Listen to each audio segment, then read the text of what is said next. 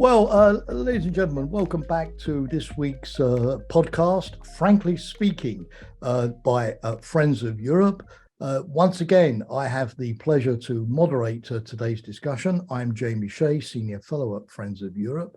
I'm joined, as always, by my fellow Senior Fellow, our commentator today, Paul Taylor, also distinguished columnist at Politico and former Reuters diplomatic correspondent. Sometimes the podcast is Paul and I shooting the breeze, as we did last week, but today I'm delighted that we have a special guest, and an important special guest. We have Ambassador Vakhtang Makharoblishvili, who is an ambassador. I hope that I pronounced that your name reasonably correctly. The ambassador is the representative of Georgia to the European Union. He's a good friend of Friends of Europe because he's participated in many of our activities. But this is the first time, Ambassador, that you've appeared on the podcast. So delighted to have you. Welcome. And thank you very much indeed for accepting our invitation. Now, Ambassador, obviously our focus has been on the war in Ukraine. And of course, we're going to mark, sadly, on the 24th of February, the first anniversary of that conflict. A lot of commentary will be on how the war has impacted Ukraine. But today, we want to find out how the Ukraine conflict has impacted Georgia, because Georgia is another country with very strong attachments to the West. Like Ukraine, it has received the promise that it will be a member of NATO one day at NATO summit back in Bucharest back in 2008. And it's also a country which has been in the running for candidate status of the European Union, and a country which historically, culturally, in so many aspects, has very strong ties, of course, to the Euro-Atlantic family. So, Ambassador, give us a sense of how you in Georgia have been experiencing the war in Ukraine thus far. I imagine, and final comment before I hand the microphone to you, that there's speculation that on the one hand, has it increased Russian pressure on you and your domestic affairs? On the other hand, has Russia been so preoccupied with all of the setbacks that it's been facing you in Ukraine with the war in Ukraine, maybe withdrawing some of the Russian troops from Abkhazia and South Ossetia, that maybe it's giving you more of a breathing space? So give us an idea of which of the two options is the true one. And again, welcome very much.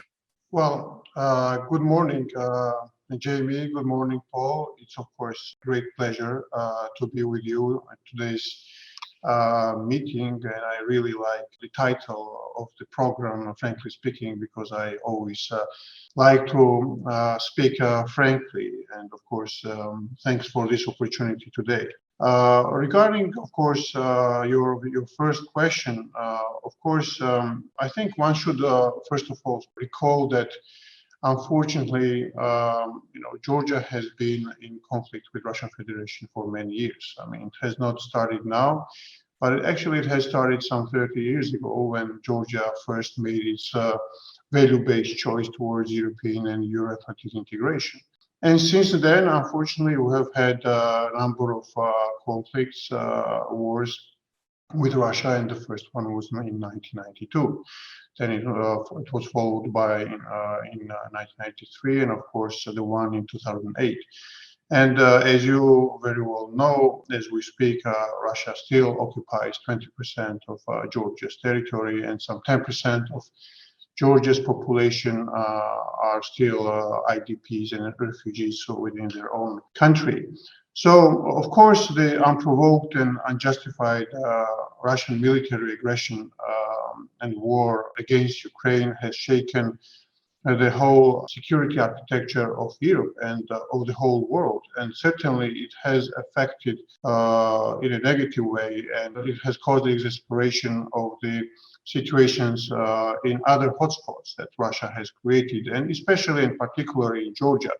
And here I come specifically to answer your question, because of course some would think that the attention had been taken away from Georgia, but on the other hand, as Georgia being a unique country in Europe where Russia has its military troops within the country against the consent of the host nation, the threat of any military activities in Georgia and escalation of the situation has been there throughout for the last 1 year.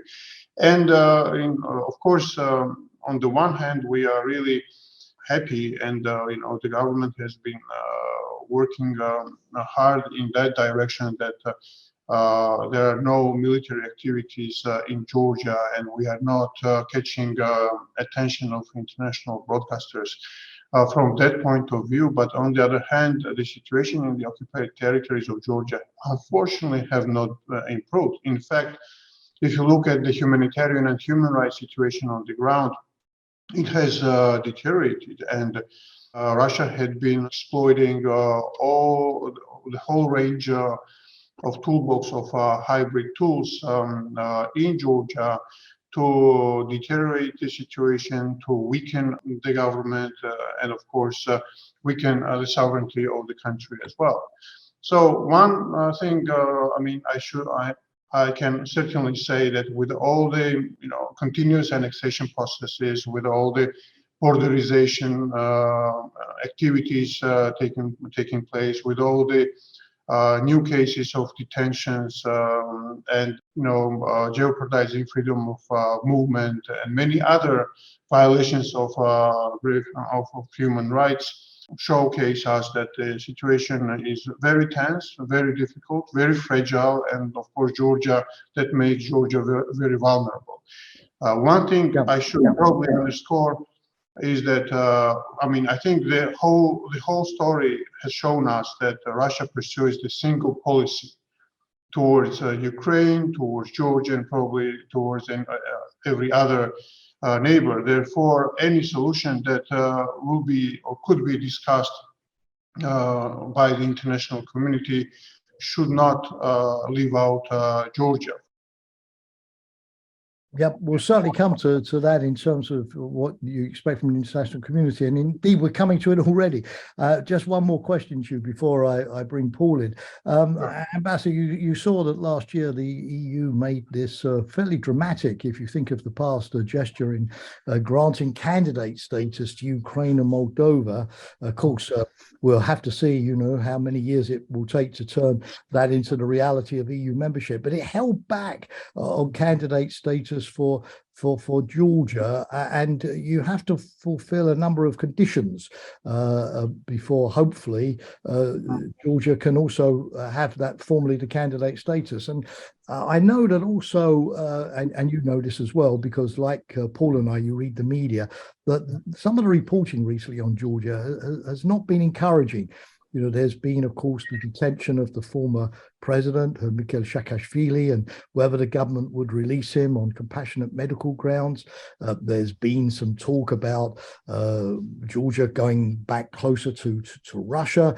There's obviously been worries about the health of the democracy. I'm the first person, Ambassador, to acknowledge that there's no such thing as a perfect democracy, and we all have our problems. But a question here, well, two questions really, is part of one. Are you confident that Georgia will be able to meet the conditions set by the Commission and the EU summit and quickly get the candidate status and catch up with what's going on with Ukraine at the moment? How difficult is this? And secondly, I know that it's not always easy for ambassadors to comment on the domestic situation, but are any of these worries about Georgia sort of giving up on the West and moving in a different direction? Is it just media hype, or do we have cause for concern? And I know that Paul will want to come in on this, but let's listen to you first, Ambassador. Sure. Thanks for these questions. And in fact, you did flag a couple of questions, and of course, I'll try to answer them briefly.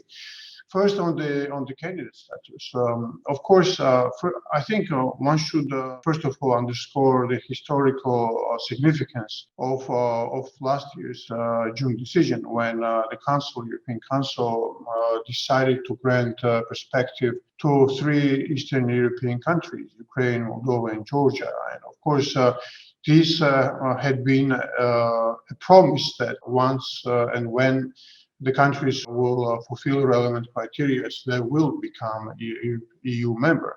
And this is very important for Georgia, for a country which has made its value-based choice, as I've mentioned, some 30 years ago. And since then, population of government and the support for EU integration and EU membership has never gone below 70-75%. And right now, last week's polls show that it is at 81%. And every government that had been in Georgia had been putting its bricks on this path. And of course, last year's decision is an important milestone in that direction. Of course, I must say frankly that we were a little bit also disappointed, while we were very happy with last year's decision, because we humbly thought and believed that being merit-based or the geopolitical considerations, Georgia also deserved to be given the same starting point as other our friends and partners in the region. But I think it was important that Georgia and the government had been quick in terms of starting the implementation process of those 12 priorities that had been set forward by the Commission and approved by the Council. Right now, the work is in progress. Number of priorities have been already implemented. Number of them are in the process. On some of them, we are expecting some other organizations like Venice Commission, OSCE, to give us a feedback, and we will proceed with their implementation. In this regard, I think it is also noteworthy to mention the report that the Commission published approximately 1 week ago. This is the second half of Avis that had been published last year. And last week's report, which is on EU acquis, I think very well showcases where Georgia stands. And I think it also showcases that we are well placed in terms of having a good starting point to launch accession negotiations, and we are well placed among not only trio countries but also with regard to other candidate countries from our Balkan states. So we are hopeful that with our homework done, Council will first of all, the Commission will be in a position and able to recommend to the Council to grant Georgia candidate status in October. And then, of course, the Council hopefully could decide and grant Georgia candidate status by the end of the year. The second part of the question, if I may, was regarding whether Georgia has been moving away or has chosen a different path. Well, unfortunately, this is just part of the hybrid warfare, I suppose, because certainly Georgia is very firm on its stance, very firm on its path. I think a number of achievements, starting with the implementation of the association agreement, the CFTA, visa liberalization agreement, kind of putting EU membership and NATO membership in the constitution of Georgia, also declaring some 2.5 years ago that Georgia would apply for EU membership by 2024 by the government. And all of them have demonstrated that the choices and the goals have not changed. And of course, it is extremely important that government and the whole society, because it's a whole society which should implement all the priorities, will continue with its homework. And the inclusive process is very important. And this is something that, as a diplomat, I can certainly underscore that, be it ruling party or the opposition party, be it any NGO or think tank, any citizen of Georgia, everybody should contribute to this process, and the inclusive process is paramount to achieve our goals. Thank you, Ambassador. Paul, as a close connoisseur of the Brussels scene, how is Georgia, you think, perceived in the corridors of the European institutions at the moment? And where do you share or perhaps not share the Ambassador's assessment? Well, it's not easy being Georgia, is the first thing. Part of its territory is not under the control of the central government. and is held by Russian-backed separatists, as the ambassador said. That complicates the whole situation and has done, in particular, since the 2008 Russian intervention, but even before. And that's clear. Similarly, bordering on a much bigger, powerful country, Russia, with which it was once a partner in the Soviet Union, Georgia has difficult choices to make about relations with Russia have been bad. Russia has imposed sanctions on Georgia well before the West imposed sanctions on Russia. And so that makes it complicated as well. So when the Russians, for example, now dangle the possibility that they might allow flights to resume to Georgia, that's a difficult issue for the Georgian government because Western countries have banned flights from Russia, and there are very few countries that allow them. And the West is, I know, putting pressure on Georgia not to allow flights to resume. So it's complicated. More than 1 million Russians have crossed the border into Georgia since the start of the war. And although many of them moved on or went back, something like 300,000, I think, have stayed in Georgia. That's a figure, a ballpark figure, let's say. And that, is a huge number of people. For a small country like Georgia, it's about 8% of their population.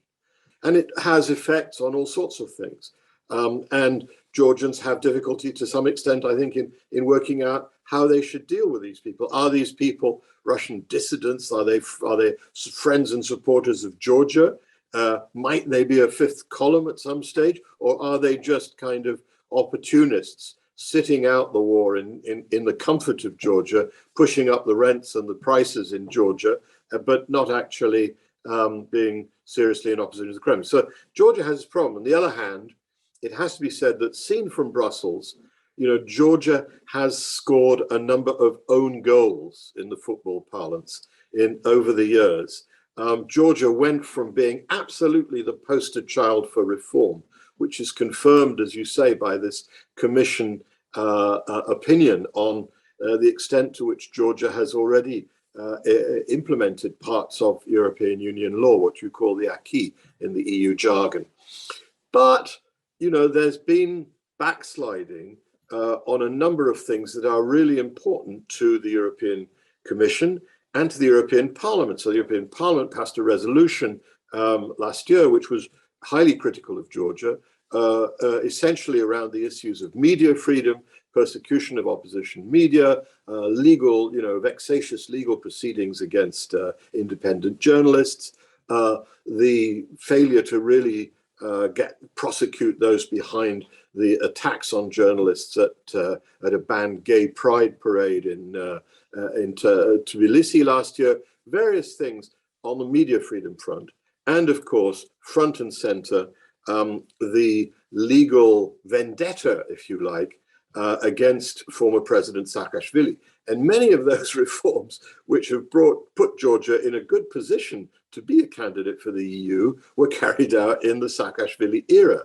I went to Georgia and saw how he had closed down the corrupt police and founded an entirely new police force with brand new police stations and brand new police cars and so on in order to clean up. And on those issues, Georgia was way ahead of its peers in ratings that the Commission looks at, like the Transparency International rating and so on. So there's a sense that Georgia has taken some steps back in terms of the values and things that matter to the European Union, and B, that Georgia's progress has become linked, whether you like it or not, to the fate of former President Saakashvili, who is in prison, who was just another appeal court last week denied him early release. His health is certainly bad. Just how bad is a matter of dispute. His lawyers say he's dying. He says he's dying. The Georgian authorities say he's putting it on. But clearly, this is a focal point for political attention in the European Union and in NATO. Right. So, Paul, thanks for that. We've got, on the macro issues, the conditionality and so on, some very, very, very good progress, but not allowing it, at least in terms of perceptions, to be undermined by some of these other sort of issues more in the field of media freedoms and human rights. Ambassador, I know you're going to want to respond to Paul on that. Can I ask you also, if you don't mind, to respond briefly, simply because I'd like to also wrap this in with a second question, which is my old organization, NATO. We read so much about the NATO allies. The NATO defense ministers are meeting this week again, giving all of this assistance to Ukraine. We don't hear so much about what those allies are doing in terms of making the resilience of Georgia more effective, helping the Georgian army. Is Georgia also receiving new equipment from the West and so on? So, how do you see the progress also moving towards NATO membership? So I know that these two issues are not exactly the same, what Paul has said and the NATO issue, but if you don't mind, in your next intervention, which is right now, Ambassador, if you could nonetheless take the two on, whether you want to speak about NATO first and then former President Saakashvili or the other way around, I leave it to you, but I'd be grateful if you could tackle those two aspects. The microphone is back to you, Ambassador. Sure, many thanks. Well, I'll try to reflect on all topics, of course, try to do it briefly. First of all, on again, when it comes to where Georgia stands, and Paul mentioned that it is difficult nowadays to be Georgian, and I certainly agree with that, because we are neighboring Russian Federation. We have, as we have mentioned, Russian troops within our country. So Georgia's case is unique, and of course it is very important in how Georgia and Georgian government behave to ensure that we do not end up also in another warfare, of course. But while of course, while talking about this, I should underscore where Georgia stands when it comes to Russian aggression in Ukraine. And I must say that we have been supportive to Ukraine and supportive to international community in all fronts. If we look at the resolutions in international organizations, be it UN, OSCE,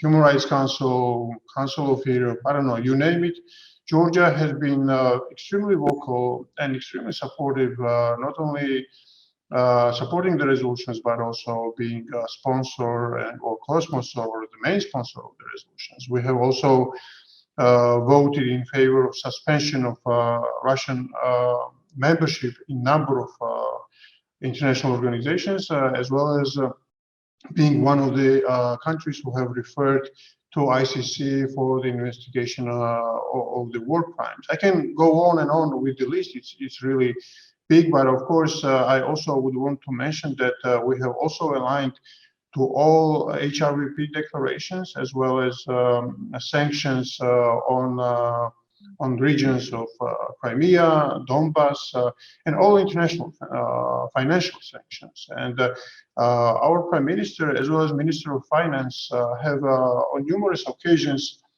underlined that Georgia is not going to be the country of circumvention of sanctions. And as you can imagine, it is not easy given our geographic location and our neighborhood. But there have been no single evidence which would prove otherwise. On former President Saakashvili, I would say just a couple of things. First of all, the cases are there.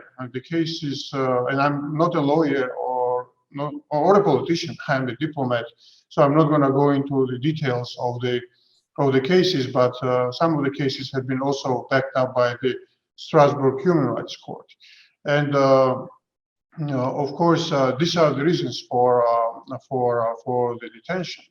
On the other hand, of course, health of a former president or any other person, as a matter of fact, is extremely important, and government bears responsibility for that. And I can assume, and I'm sure that if anybody is or should be interested in good health of former president, it is the government in that regard. When it comes to setbacks or backslidings, I mean, in a very difficult circumstances, we certainly have some troubles and problems. But on the other hand, I think and I believe Georgia has been still moving forward. And as a matter of fact, Paul mentioned European Parliament resolution, but I would also compliment with the reports done by Commission and ES regarding association agreement and DCFTA implementations. And these documents certainly pinpoint that Georgia had been moving forward with its reforms. Thank you. I apologize for interrupting. It's just I'm mindful of the clock and we've got so many minutes left. So thank you very much for obviously responding to Paul's comments. I'd like also to give Paul a sentence at the end just for some concluding thoughts. And I'm sure our listeners would like to hear a little bit about the NATO issue, even if we have to tackle it very briefly. And the other thing I'd like to question you on before we close, which is essential, is energy security, because obviously the Ukraine conflict has given rise to a big debate in Europe about future energy supplies, diversification, reducing dependency on Russia. Georgia is a very, very important transit country. So can you give us a couple of sentences on NATO, a couple of sentences also on how you see the role of Georgia in the future sort of energy network of the EU? And then I'll ask Paul maybe just for a concluding sentence. I wish we had more time, Ambassador, but the clock is the dictator that none of us, unfortunately, are able to supersede. Over to you, sir. Sure. A couple of words on NATO. Well, first of all, Georgia started NATO path back in 2002 when we declared our interest to become NATO member. And since then, Georgia, of course, enhanced and intensified its cooperation with NATO. And back in 2011, we became aspirant country, and in 2014, we became enhanced opportunity partner. So. And we have had such a unique and tailor-made programs like SNGP, Substantial NATO Georgia Program, as well as some other instruments. So the reason I'm mentioning it is because we have had an excellent practical cooperation with NATO in many ways. Georgia has been already acting like an ally. This is not my words, but the words of many ally members. And of course, one aspect is also important, that Georgia, even despite its size, has always underlined that we wanted to be not only a recipient of the security, but a provider, and that's why we have contributed to NATO missions abroad and being the biggest per capita contributor to those missions, not only as a matter of fact with NATO, but also with EU. We are part of EU missions abroad as well. And right now we are in Central African Republic and Mali. I think the aggression and war of Russia in Ukraine once again vividly pinpointed that without security and stability in Black Sea Europe, it is difficult to achieve security and stability in whole European continent. Therefore, it is important that NATO, since 2016, as a matter of fact, has intensified its presence and involvement into Black Sea region, and certainly we hope that it would lead to our membership at the end of the day, because one should showcase that recent history, or the history of NATO, as a matter of fact, has shown that every enlargement has brought only stability and security and prosperity to those regions rather than conflicts and instabilities. When it comes to energy and transport, that's a very good question and a very important one, because I think current realities and circumstances put Georgia on European energy and transport security map even in a bigger way, because certainly Georgia always have offered itself to be an alternative route for energy and transport routes for Europe. But with current circumstances, the need and interest from Europe has really intensified. Yep, and indeed. we are working together on a number of projects already in that direction, not only gas and oil, but also when it comes to green energy. Paul, what is your takeaway from having listened to the ambassador in the geopolitical sense of where Georgia stands and how close Georgia is to achieving that Euro-Atlantic integration? I think Georgia's in a very paradoxical situation. The West wants to integrate it geopolitically. The West needs its help, as the ambassador has set out, as an energy corridor between Russia and Iran, two countries with which it has long-term problems. And on the other hand, there are issues, particularly of domestic situation in Georgia, which we've talked about, which are an obstacle to that. I would venture that, and the ambassador has set out the timeline, decisions, at least not final decisions, but the next opportunity for positive decisions would be the EU annual progress reports, the Commission's annual progress reports, and the EU summit at the end of the year. So Georgia knows it has homework, but the politics keeps getting in the way of that homework. And I would venture that unless former President Saakashvili, is freed and allowed to travel abroad for medical treatment, this will not lead, Georgia will not progress this year. I think that will be the central issue. And I'm not sure whether people are aware of that in Tbilisi, but that's my political judgment. And I think they need to be aware of it. The other thing I would say is NATO membership, terribly difficult as long as you have Russian troops on your soil. And therefore, what about thinking about some further interim security guarantees of the kind that Ukraine has been discussing through the initiative by former NATO Secretary General Anders Fogh Rasmussen, a sort of Kiev security pact that could be a Tbilisi security pact, where a coalition of willing NATO partners don't give you Article 5 coverage, but engage in an extensive commitment to your security, including to build up your armed forces and enable you to defend yourselves better as an interim step on the way to NATO membership. So that's something that I think, if I were Georgia, it would be worth looking at. Well, Paul, let's hope that in 2023, Ambassador, I'm sure you join us there, that Georgia manages to reinforce the desire and remove the obstacles. Of course, it takes two to tango, and we therefore need the EU, NATO to remain fully engaged. We need Georgia to play its part in responding to these great opportunities, particularly with candidate status that Georgia has. So as I said, let's hope that all of the messages, both from Tbilisi towards Brussels and Brussels towards Tbilisi, are being heard. But to Paul Taylor, thanks as always, Paul, for enlightening us on the view from Brussels and your own view, of course. Ambassador, so delighted that you accepted to be our special guest and for frankly answering the frankly speaking questions. You've risen to that challenge very well indeed, sir. And it was a pleasure to have you today. So from now, this week's podcast from me, Jamie Shea, over and out, and of course another podcast next week as we go forward. But for today, again, thank you, Ambassador. Thanks, Paul, and goodbye. That's it for this Frankly Speaking podcast. Consider subscribing to our newsletter or following us on Twitter, Instagram, LinkedIn, or Facebook. And don't forget to tune in again, this time next week.